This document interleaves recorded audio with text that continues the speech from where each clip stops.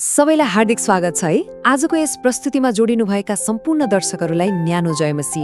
आज हामी एउटा यस्तो विषयमा कुरा गर्दैछौँ नि जुन सुन्दा तपाईँलाई एकदमै अचम्म लाग्न सक्छ। परमेश्वरले आफ्नो वचनलाई आज हामीसम्म आइपुग्दा कसरी सुरक्षित राख्नुभयो होला? यो हजारौं वर्ष अघिको यात्रा हो क्या? आजको यस एक्सप्लेनरमा हामी प्राचीन पाण्डुलिपिहरूदेखि अहिले हाम्रो हातमा रहेको आधुनिक बाइबलसम्मको यो अचम्मको ऐतिहासिक यात्रालाई एकदमै सरल तरिकाले बुझ्नेछौँ। अब हेर्नुस्, एउटा प्रश्न हामी धेरैको मनमा आउँछ नि, होइन?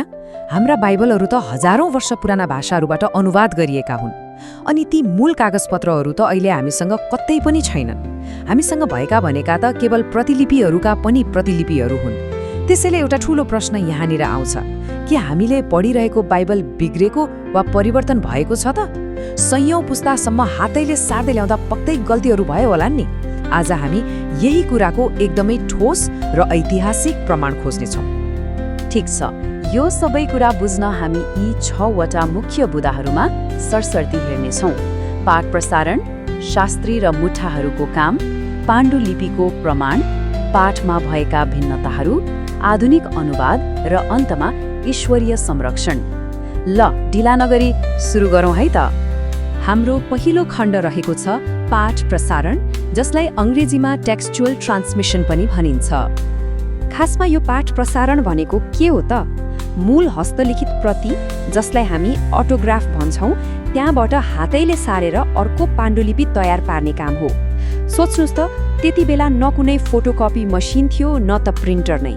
यसलाई बुझ्न एउटा सरल उदाहरण लिउँ है। मानौ तपाईको परिवारमा हजुरआमाले लेख्नु भएको एउटा अति विशेष परिकारको रेसिपी छ। त्यो कागज पुरानो भएर च्यातिन अघि नै तपाईले त्यसलाई अर्को कापीमा ठ्याक्कै सार्नुहुन्छ, अनि फेरि अर्को पुस्ताले त्यसलाई त्यसै गरी सार्छ। यसरी मूल कागज नभए पनि त्यो परिकारको स्वाद सयौं वर्षसम्म उस्तै रहन्छ नि। हो, पाठ प्रसारण पनि ठ्याक्कै त्यस्तै हो, तर यो अझ कयौं गुणा बढी होशियारपूर्वक गरिन्थ्यो। अब दोस्रो खण्डमा जाउँ, शास्त्री र मुठाहरू। विशेष गरी पुरानो करारको हिब्रू पाठलाई कसरी सुरक्षित राखियो भन्ने कुरा सुन्दा तपाईँ पक्कै छक्क पर्नुहुनेछ। यो सार्ने काम गर्ने यहुदी शास्त्रीहरूलाई मासुरेट भनिन्थ्यो। उनीहरूको काम गर्ने तरिका सुन्नुस् है त। उनीहरूले पानामा भएका हरेक शब्द र अक्षर गन्थे। हो, हरेक अक्षर, बीचको अक्षर कुन हो भनेर पत्ता लगाउँथे। हिब्रू भाषामा स्वर वर्णका चिन्हहरू एकदमै महत्त्वपूर्ण हुन्छन् र तिनीहरूलाई पनि बिल्कुलै सही रूपमा प्रतिलिपि गरिन्थ्यो। सबैभन्दा कडा नियम त के थियो भने नि, यदि एउटा मात्र गल्ती भेटियो भने त्यो पानालाई सच्याएर राखिँदैनथ्यो, त्यो पुरै प्रतिलिपिलाई नै तुरुन्तै नष्ट गरिन्थ्यो, ताकि गल्ती अर्को पुस्तामा जाँदै नजाओस्। साँच्चै कति धेरै सतर्कता अपनाइएको थियो।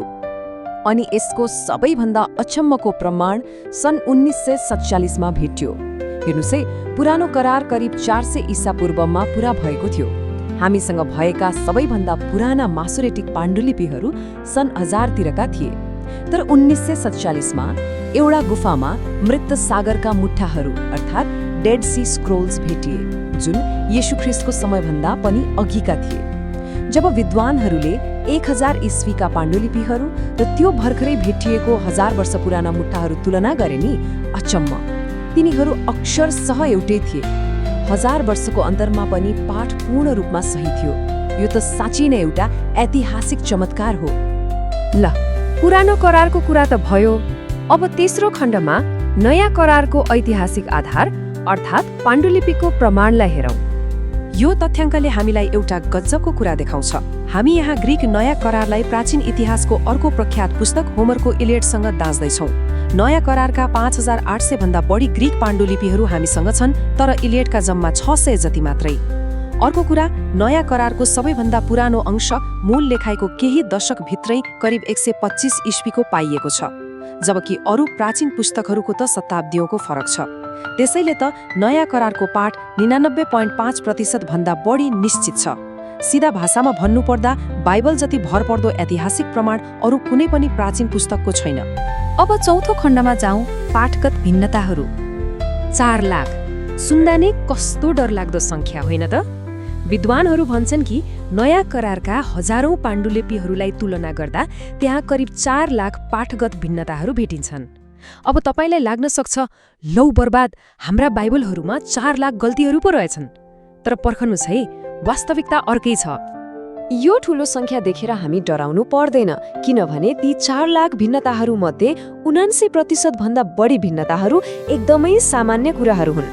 जस्तै हिज्जेको फरक अनि कहिलेकाहीँ शब्दको क्रम मात्र फरक हुन्छ। जस्तै एउटा पाण्डुलिपिमा येशू ख्रीष्ट लेखिएको छ भने अर्कोमा ख्रीष्ट येशू। तर सबैभन्दा महत्त्वपूर्ण कुरा त के हो भने नि, यी कुनै पनि भिन्नताले ईसाई धर्मको एउटा पनि प्रमुख सिद्धान्त वा शिक्षालाई रत्तीभर असर गर्दैन। उल्टै यति धेरै पाण्डुलिपिहरू भएकाले नै विद्वानहरूले मूल पाठ कस्तो थियो भनेर एकदमै ढुक्कसँग पत्ता लगाउन सकेका हुन्। अब 5औं खण्डमा हामी आधुनिक अनुवादहरूको बारेमा कुरा गरौँ। ती पुराना ग्रीक र हिब्रू भाषाहरू आज हामीले पढ्ने बाइबलसम्म कसरी आइपुग्छन् त? अनुवादकहरूले ती भरपर्दा प्राचीन पाण्डुलिपिहरूलाई हाम्रा आधुनिक भाषाहरूमा ल्याउन मुख्यतया 3टा तरिका अपनाउँछन्। पहिलो हो शब्द प्रति शब्द, जस्तै ESV, NASB वा KJV अनुवाद। यसले मूल व्याकरण र शब्दलाई सकेसम्म दुरुस्तै राख्ने कोसिस गर्छ। दोस्रो हो विचार प्रति विचार, जस्तै NAIV र NLT। यसले चाहिँ मूल अर्थ र विचारलाई आजको भाषामा सजिलै बुझिने गरी उल्था गर्छ। अनि तेस्रो हो व्याख्यात्मक अनुवाद, जस्तै द मेसेज, जसले सन्देशलाई कथा जस्तै एकदमै सरल शैलीमा प्रस्तुत गर्छ। यी सबैले आफ्नो ठाउँमा हामीलाई परमेश्वरको वचन स्पष्टसँग बुझ्न मद्दत गर्छन्। ल, अब हामी हाम्रो 6औं र अन्तिम खण्डमा आइपुगेका छौँ, ईश्वरीय संरक्षण। हामीले इतिहास हेर्यौं, शास्त्रीहरूको मेहनत हेर्यौं, तर अन्ततः यो सबै कुरा पछाडिको मुख्य रहस्य भनेको परमेश्वर आफै हुनुहुन्छ। यशाया 40को 8 पदले भन्छ, घाँस ओइलिन्छ, फूल झर्छ, तर हाम्रा परमेश्वरको वचन सधैँ भरि रहिरहन्छ। साँच्चै नै इतिहासमा कति ठूला ठूला राज्यहरू उठे अनि पतन भए, भाषाहरू नै हराएर गए, तर परमेश्वरले आफ्नो प्रतिज्ञा पूरा गर्नुभएको छ। उहाँले आफ्नो वचनलाई सुरक्षित राख्नुभयो। मत्ती 24:35 मा येशूले भन्नुभएको जस्तै आकाश र पृथ्वी बितेर गए पनि उहाँको वचन कहिल्यै बित्ने छैन। यो त इतिहासकै सबैभन्दा ठूलो चमत्कार हो नि। अब अन्त्यमा यो कुराले हाम्रो दैनिक विश्वासमा कसरी प्रभाव पार्छ त? जब हामी हाम्रो बाइबल खोल्छौँ नि, हामी पूर्ण रूपमा ढुक्क हुन सक्छौँ कि हामी परमेश्वरकै जीवित र सत्य वचन पढिरहेका छौँ। उहाँले आफ्नो वचन हामीलाई लागि सुरक्षित राख्नु भएको छ।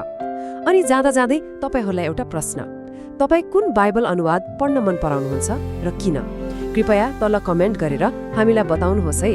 यदि आजको यो एक्सप्लेनर तपाईलाई मन पर्यो भने हाम्रो च्यानलमा जोडिनुहोस् र हाम्रो फेसबुक पेजलाई पनि फलो गर्न नबिर्सनुहोला। आजको यस प्रस्तुतिमा अन्त्यसम्म साथ दिनुभएकोमा धेरै धेरै धन्यवाद। फेरि भेट्नेछौँ।